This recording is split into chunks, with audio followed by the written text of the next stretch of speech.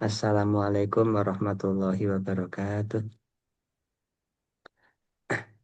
Izinkan di sini kami bernama Usman Arif Bukhari, mahasiswa PJJ UIN Syah Nurjati, kelas A4, NIM 22811309194, eh, untuk melaksanakan sidang munaqosyah skripsi yang berjudul Implementasi Ajaran Adabul Alim wal Muta'alim dan dampaknya pada hubungan guru/murid.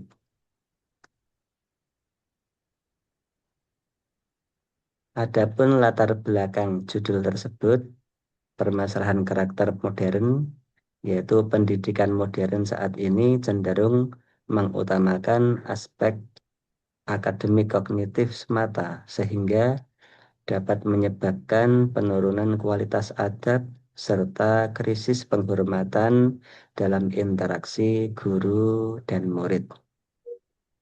Adapun urgensi dan solusi kitab, kami menggunakan kitab Adabul Alim wal Muta'alim karya Simbah Ki Haji Hasyim Asy'ari yang hadir menawarkan formulasi pendidikan berbasis adab untuk membangun relasi belajar mengajar yang harmonis. Adapun rumusan masalah di sini, yang pertama, konsep adab guru. Bagaimana rumusan ajaran adab guru yang tertuang dalam substantif di dalam kitab Adabul Alim wal Muta'alim. Implementasi praktis, bagaimana aktualisasi dan penerapan ajaran adab guru terhadap interaksi pendidikan sehari-hari. Yang ketiga, hambatan dan solusi, apa saja faktor penghambat yang dihadapi serta solusi alternatif dalam mengimplementasikan nilai-nilai adab tersebut. Adapun tujuan penelitian ini, yang pertama, mendeskripsikan secara mendalam konsep adab guru menurut perspektif Ki Haji Hasyim Asy'ari, menjelaskan bentuk implementasi nyata adab guru di lingkungan lembaga pendidikan, mengidentifikasi hambatan-hambatan konkret yang muncul dalam proses internalisasi adab, dan memformulasikan solusi strategi penerapan adab guna untuk mewujudkan efektivitas pembelajaran. Teori, landasan teori yang pertama, kitab rujukan utama adalah kitab Adabul Alim wal Muta'alim karya Mahaguru Kiai Haji Hasyim Asy'ari, menjadi fondasi epistemologis utama kajian adab dalam tradisi pendidikan pesantren Nusantara. Nilai karakter pedagogis, sinergi konsep keikhlasan, keteladanan, kesabaran, keadilan, kasih sayang, serta penghormatan timbal balik antar guru dan murid. Korelasi modern, teori ini dikaitkan erat dengan pembentukan karakter, hubungan pedagogis holistik, serta keseimbangan aspek IQ, IQ, dan SQ siswa. Metode penelitian kami, yang pertama, desain dan pengumpulan pendekatan berupa penelitian lapangan dengan metode kualitatif deskriptif. Adapun teknik pengumpulan data berupa observasi partisipatif, wawancara mendalam, dan studi dokumentasi ilmiah. Dan untuk analisis dan keabsahan, analisis data menggunakan teknik reduksi data, penyajian data secara sistematis, serta penarikan kesimpulan. Keabsahan data menjamin validitas temuan melalui uji triangulasi sumber dan triangulasi teknik. Hasil penelitian ini, yang pertama, pilar adab guru, aktualisasi nilai keikhlasan mengajar, keteladanan akhlak, kesabaran dalam mendidik, akuntabilitas tanggung jawab, dan keadilan bersikap di kelas. Motivasi dan bimbingan, guru senantiasa menumbuhkan motivasi belajar intrinsik peserta didik, serta membimbing pembentukan karakter religius siswa secara aktif. Integrasi KBM, nilai-nilai luhur adab kitab terintegrasi secara dinamis dan konsisten dalam keseluruhan aktivitas belajar mengajar harian. Di sini kita mengalami hambatan dan solusi. Hambatan yang ditemukan, yang pertama keberagaman karakter dan latar belakang emosional siswa yang dinamis. Kemudian tingkat kedisiplinan dan kepatuhan tata tertib yang belum merata dan pengaruh sosiologis negatif dari lingkungan luar dan media digital di luar sekolah. Untuk solusi yang diterapkan, yang pertama dengan melakukan pendekatan personal persuasif yang humanis kepada siswa. Kemudian pembiasaan akhlak al-karimah secara konsisten dan keteladanan guru secara holistik dan kolaborasi aktif antar sejawat. Pembahasan relevansi era modern, ajaran Ki Haji Hashim Asy'ari terbukti sangat adaptif dan solutif ketika diintegrasikan dalam kurikulum modern guna membentuk de- deka- dekadensi moral. Efek hubungan pedagogis, penerapan adab melahirkan rasa saling menghargai yang mempererat ikatan batin guru dan murid dan mengoptimalkan transfer ilmu. Dampak positif konkret, lingkungan kondusif, terciptanya suasana kelas yang aman, tertib dan Bapak cukup ya? oh nggih, nggih Ibu. Oke, cukup. Bapak menggunakan teori utamanya siapa, Pak, di skripsinya Bapak?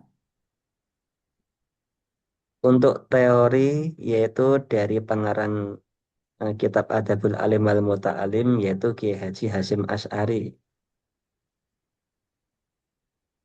Oke, terus Nggih, kemudian lainnya?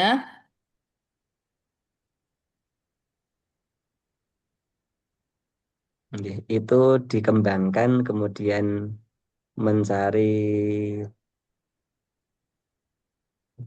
teori-teori yang ada dalam kitab-kitab akhlak.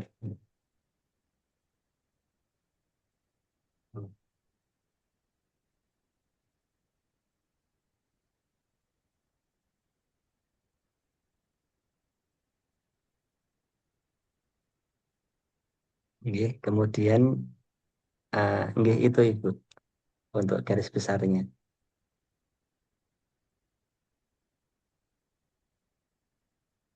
Jadi, apa aja Bapak grand teorinya?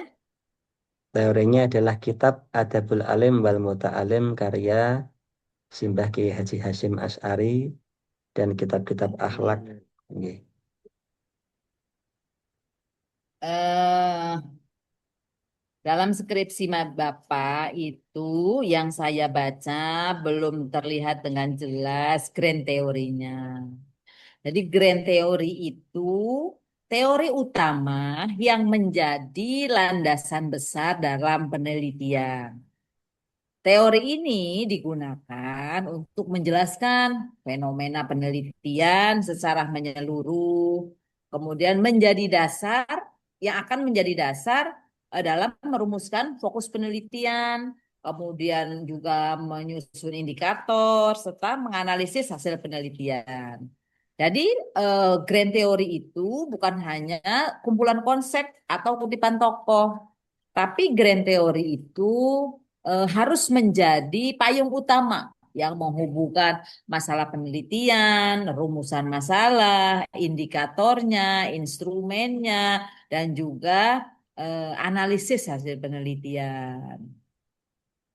Ciri-ciri dari grand teori itu dia bisa menjadi landasan utama. Kemudian menjelaskan fenomena penelitian.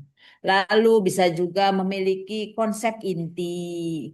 Lalu eh, diturunkan menjadi indikator dan digunakan dalam pembahasan.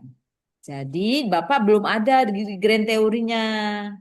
Oke. Bisa menggunakan, saya lihat Bapak kerangka teoritis Kiai Hasyim Asy'ari, kemudian kitab itu merupakan pemikiran-pemikiran atau bisa juga middle teori, teori pendukung. Jadi bisa merupakan tadi itu eh, pemikiran Ki Hasyim Asy'ari, kitab Adabul Alim wal Muta'alim gitu kan itu merupakan teori pendukung. Bapak bisa menggunakan teori utamanya atau grand teorinya itu bisa menggunakan bentar.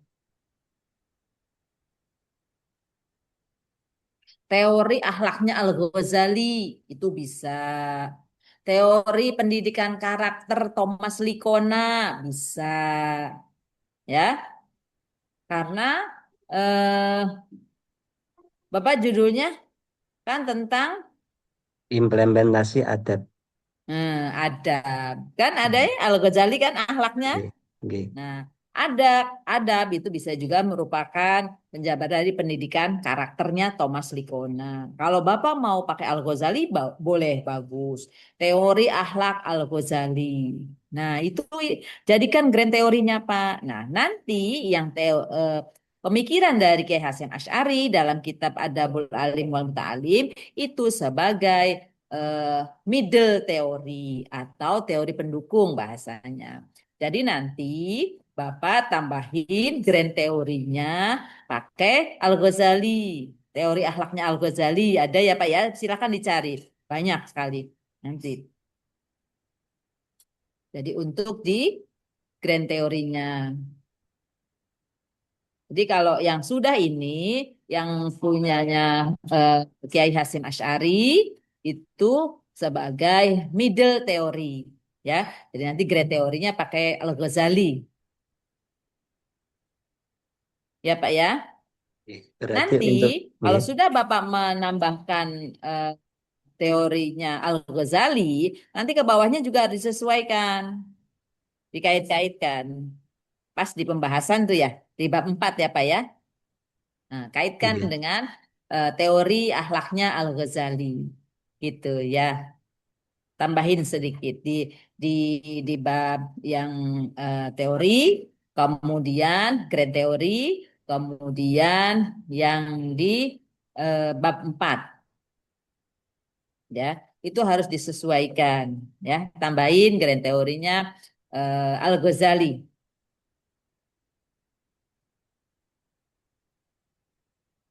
Sudah bagus-bagus sekali gitu ya. Pemikirannya Kiai Hasyim Asy'ari memang objek penelitian berfokus pada implementasi adab guru, adab murid kan Al-Ghazali juga ada ya, serta Oke, dampaknya terhadap sudah hubungan sempat guru nggih. dan murid gitu kan.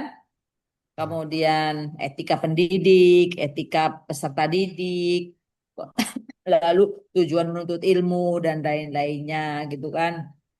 Oleh karena itu, teori ini lebih relevan gitu kan.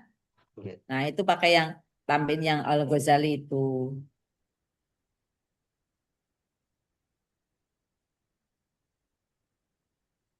Untuk Lalu, jadi eh, konsep adab dalam Adabul Alim wal Muta'alim dioperasionalkan menjadi beberapa indikator penelitian, gitu ya. Yang itunya. Tadi Bapak tuh dijelasinya di situ ya. Oh, ada ikhlas guru, keteladanan, kesabaran, keadilan, gitu kan. Nah, itu di kerangka kerangka teoritis berarti Bapak nanti yang nambahinya di bab 2 sama bab 4 Pak. nggih.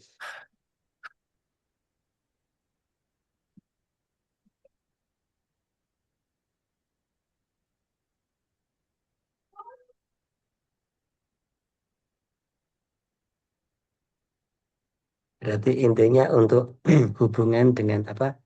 grand teori gitu nggih Ibu nggih. Ya, Hubungan dengan grand teori gitu nggih. Untuk hmm, yang bab 2 dan bab 4 tambahannya nggih. iya. Ditambahin grand teorinya, teorinya Al-Ghazali, teori utamanya ya Pak. Kemudian nanti di penjabarannya di bab 4 ya.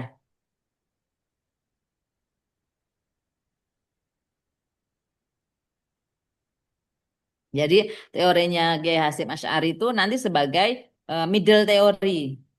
Middle teori itu teori pendukung.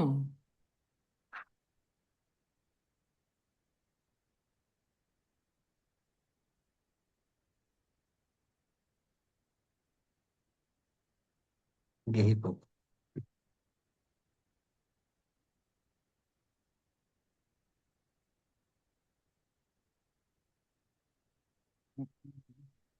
Ya, Bapak ya.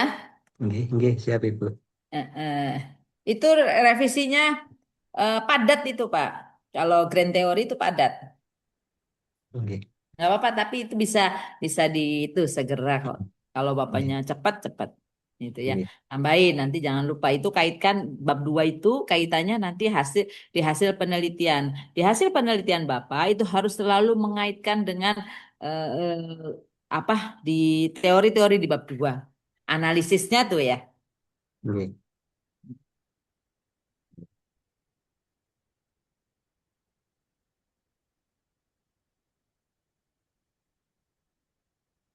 Mungkin Oke, yang lain ada Ibu. cukup itu aja. Nggih, siap Ibu. Nggih. Baik, Bapak boleh ngambil gambar dulu silakan. Oh, nggih. Satu, dua, tiga. Ampun Ibu. Nggih, Sudah ya? nggih. Nah, baik Bapak. Cukup ya. Nggih, terima kasih Segera Ibu. revisinya ya Pak ya.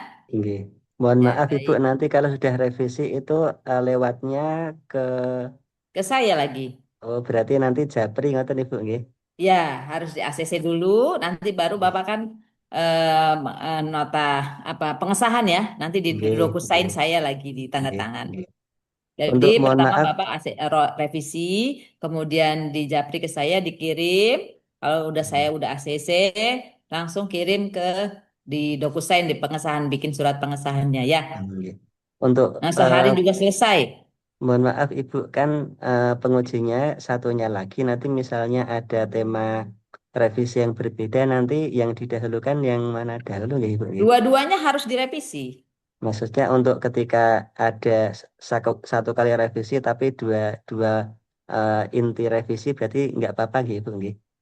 Nggak apa-apa. Atau Kayak atau Bapak ketika waktu bimbingan aja nggih membuat nggih revisi itu kan harus dari saya dulu misalnya, oh yang punya saya nggih dulu diurusin, udah selesai nggih nanti Bapak ke penguji lainnya boleh. nggih Atau siap penguji Ibu. dulu yang dua dulu baru saya boleh, nggak Nggih masalah. Ya, siap Ibu. Terima kasih Ibu nggih. oke, baik. Saya tutup ya. Nggih, terima kasih. Baik, ujian munakosah atas nama Usman Arif Bukhori dengan NIM 22811309194. Saya tutup dengan membaca hamdalah. Alhamdulillahirrabbilalamin. Oke ya Pak. Nggih, terima kasih Ya. Ibu. Assalamualaikum. Waalaikumsalam warahmatullahi wabarakatuh.